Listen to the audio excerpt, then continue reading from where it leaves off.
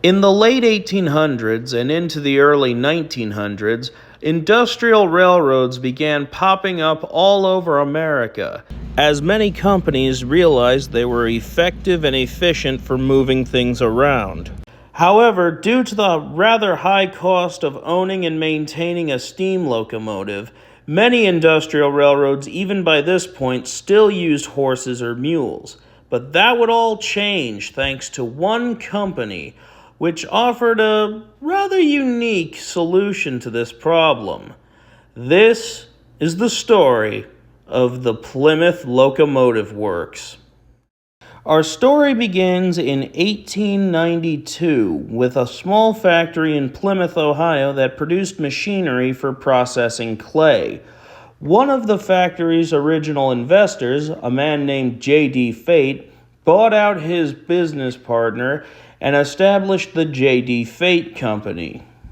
20 years later, along with some investors from Toledo, J.D. Fate would incorporate the Plymouth Truck Company for the manufacture of early trucks. However, they still were not yet a locomotive builder. And also, before anyone asks, no, the Plymouth Locomotive Company is not at all related to the car brand. Just figured I'd get that out of the way. Anyway, the Plymouth Truck Company began foraying into the locomotive market in 1912 with an experimental design sold to the Bigelow Clay Company, and the design was relatively successful. However, compared to what we typically think of with locomotives, it was rather unusual.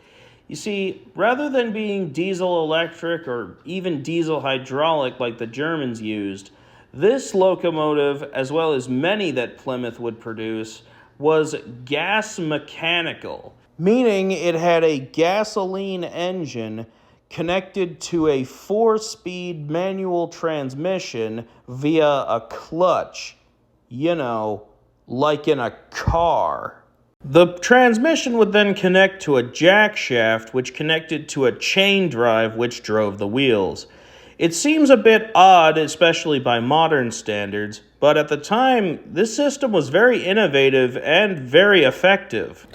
Plymouth would continue producing many types of locomotives with this same setup, ranging from 3.5 tons to 120 tons, though their most popular models were the 25 and 30 tons.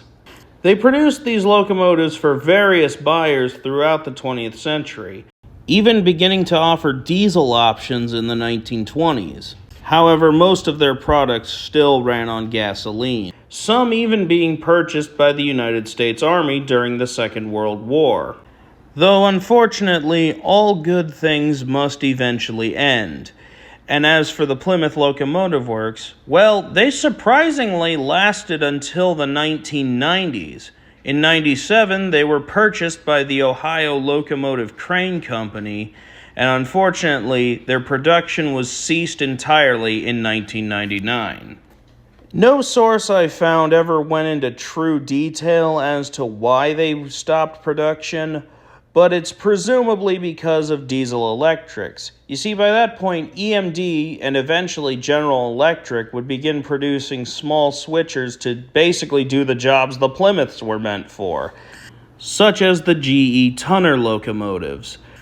And the diesel electrics were found to not only be easier to operate, but also easier to maintain.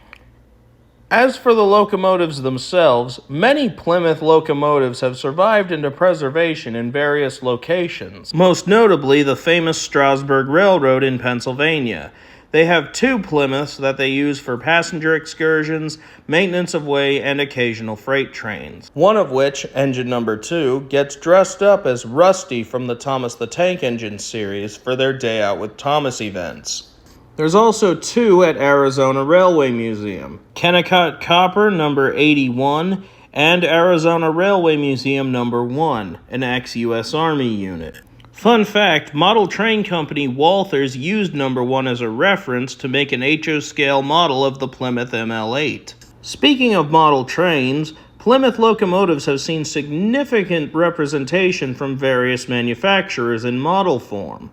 Also, as far as my research shows, one Plymouth ML8 is still in active service with coastal transportation in Seattle, Washington, at least as of the making of this video. Though the Plymouth Locomotive Works may be long gone, they've definitely left a lasting, if not strange, mark on the history of railroading. And with that, thank you all for watching. I'm Tim the Train Guy, and bye for now.